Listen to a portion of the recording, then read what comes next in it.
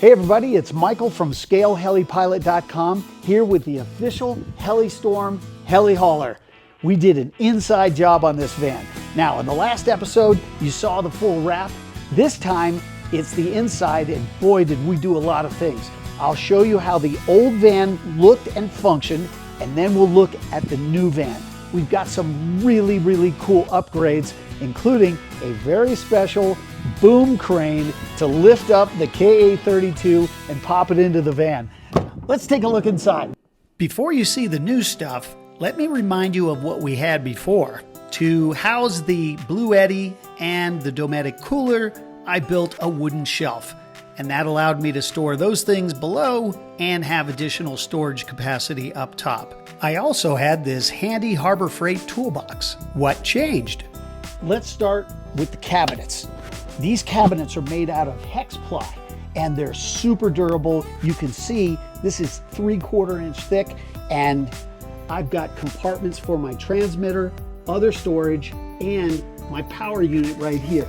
Now what's cool about the power unit is that it's connected straight up through the roof to my solar panels, so it stays charged when I'm at the field. And then I'll show you on the outside, we've got a shore plug that allows me to charge it simply by plugging in an extension cord on the side of the van. These drawers are push-pull, where there's no handles to run into. Everything is smooth, and there's tons of space here. As we come over here, you'll see the Dometic cooler. This thing is basically a freezer and a refrigerator. And we've also got a little storage compartment down here and more storage over here. I had the guys at Van Life Customs make me this special blade holder. I've got 3 sets of blades in here now. And what's wonderful are these little ball bungees that pop out and make it easy to take your blades out and then soundly secure them so they're not sliding all over the van while you're moving. As we face the back of the van, you'll remember in the old van, I had a giant plywood, nasty looking thing for an upper shelf. Now we've got a built-in upper shelf with an adjustable lip. Let me show you how this thing works. After I load in all my cargo, I just push the shelf up and lock it in place. You'll notice that the upper shelf is covered in trunk liner, both on the top and the bottom.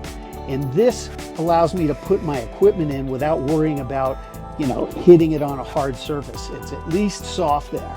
Now, the guys at Van Life Customs up in Arvada, Colorado did all of this work. Got a shout out to Eddie, to Dylan and Tillman, and especially Dave, the owner. These guys know how to upfit a van. And if you want information about that, I'll have it in the notes, but it's Van Life Customs in Arvada, Colorado.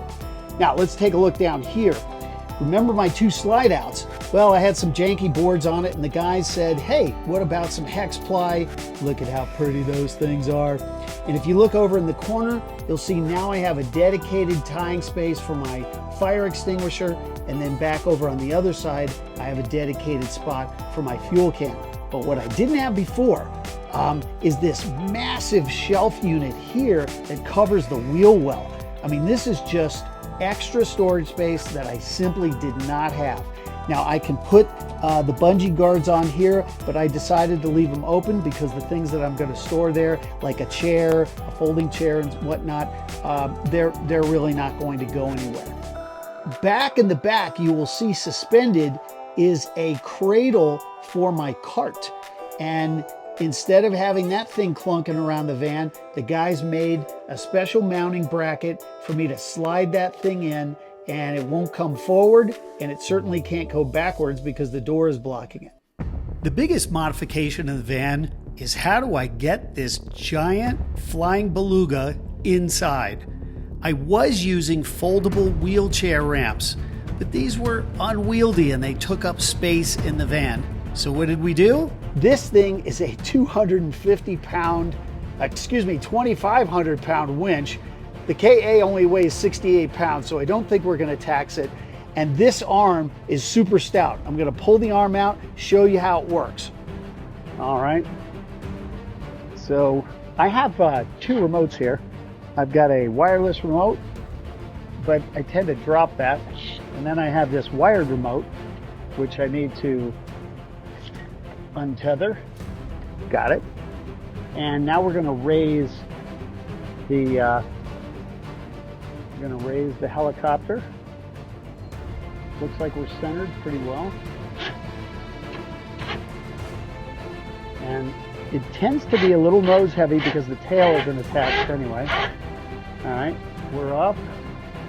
And now I'm going to put this down and try to swing this whole guy out. Shit.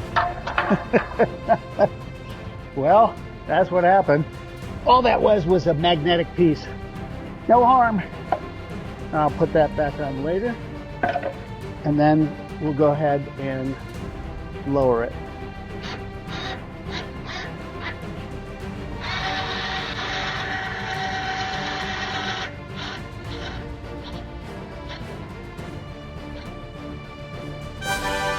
And that's it. That's the van makeover. Thanks for joining me on this journey. I've had a blast doing this, and I hope you've taken away maybe a few ideas for your own transport.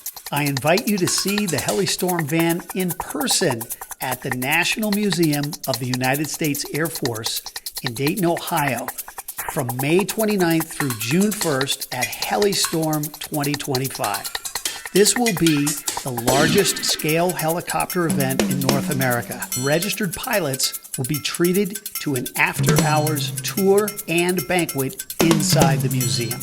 To register and reserve your slot on the flight line, go to helistorm.org, and we'll see you at the storm.